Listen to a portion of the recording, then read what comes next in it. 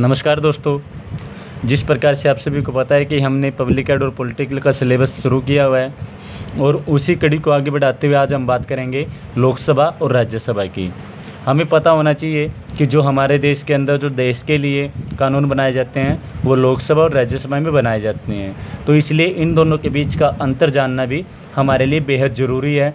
जो competitive exam के अंदर भी कई बार पूछे जा सकते हैं इसमें से, और जो +2 में या ग्रेजुएशन में जो बच्चे हैं उनके लिए भी यह बहुत ही इम्पोर्टेंट है। तो इसमें आज हम बात करते हैं लोकसभा की। सबसे पहले हमें पता होना चाहिए लोकसभा को निम्न सदन कहा जाता है। ठीक है, निम्न सदन, 2 सदन होते हैं संसद के अंदर, निम्न सदन और उच्च सदन। ठीक है, इसको निचला सदन या इसको ऊपरी सदन या उच्च सदन भी कहा जाता है। ठीक है, तो इसमें क्या होता है, सबसे पहले हमें देखना है कि इनका ये जो उपनाम है निम्न सदन, उच्च सदन। अब बात आती है कि इनका चुनाव किस प्रकार से होता है, किसके द्वारा किया जाता है। जो लोकसभा होती है, लोकसभा का जो चुनाव होता है वो प्रत्यक्ष होता है, यानी कि उसको सबसे पहले हमें पता होना चाहिए प्रत्यक्ष और अप्रत्यक्ष में क्या डिफरेंस होता है। प्रत्यक्ष में ये होता है कि जिसको जनता अपनी मर्जी से चुन के भेजती है, खुद उसका मत डाल करके उसको चुन करके भेजती है, वो होता है प्रत्यक्ष। और जिसको जनता के द्वारा चुने गए प्रतिनिधि जिसका चुनाव करते हैं वो होता है अप्रत्यक्ष। यानी कि हिस्सा तो उसमें भी हमारा होता है जिनको हम चुन के भेजते हैं, लेकिन उसके बाद वो क्या करते हैं कि वो लोग उनको चुनते हैं आगे जा कर के, वो होते हैं राज्यसभा सदस्य।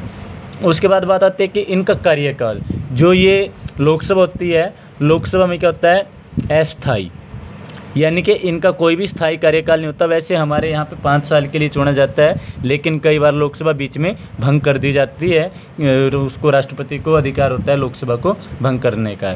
और राज्यसभा का जो कार्यकाल होता है वो राज्यसभा होती है स्थायी, इसका कार्यकाल वैसे 5 साल के लिए माना जाता है और इसका 6 साल निर्धारित है।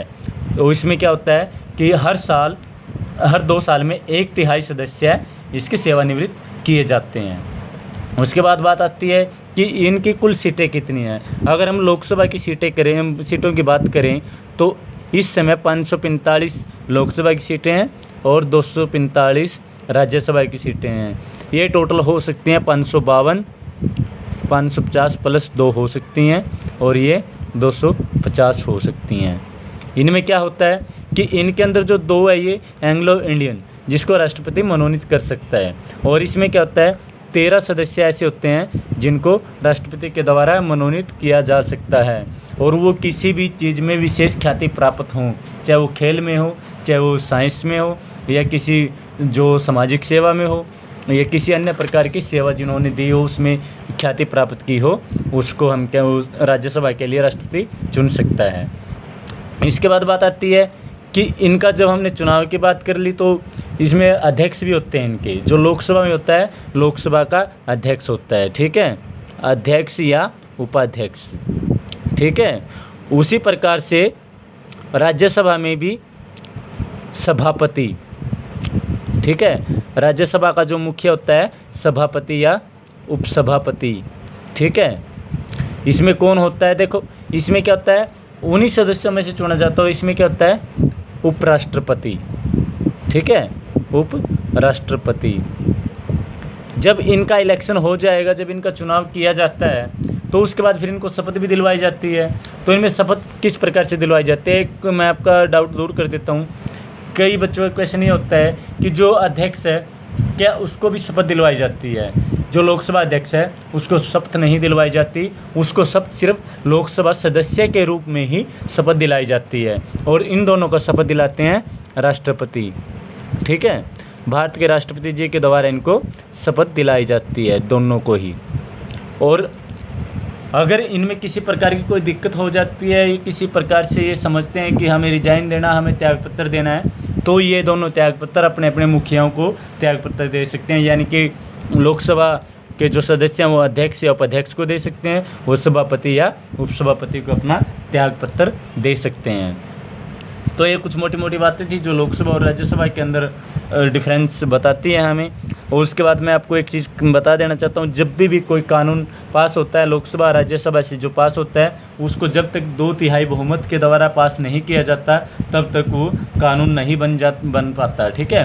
उससे पहले जब तक वो लोकसभा में या राज्यसभा में रहता है तो ओनली एक बिल होता है, उसको हम कानून के रूप में नहीं देख सकते।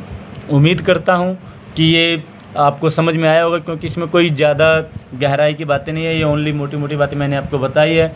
और अगर आप इन बातों को थोड़ा सा ध्यान से देखेंगे तो बिल्कुल आराम से आपको ये समझ में आ जाएगा।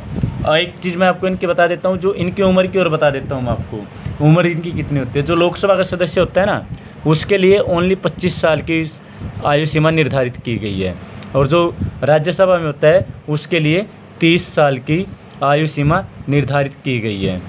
इसमें क्या होता है, इसमें कोई वो नहीं है, ये 25 साल का होते ही इलेक्शन लड़ सकता है, लेकिन इसमें कम से कम 30 साल होना बहुत ज़रूरी है। ये भी एक मुख्य बिंदु है।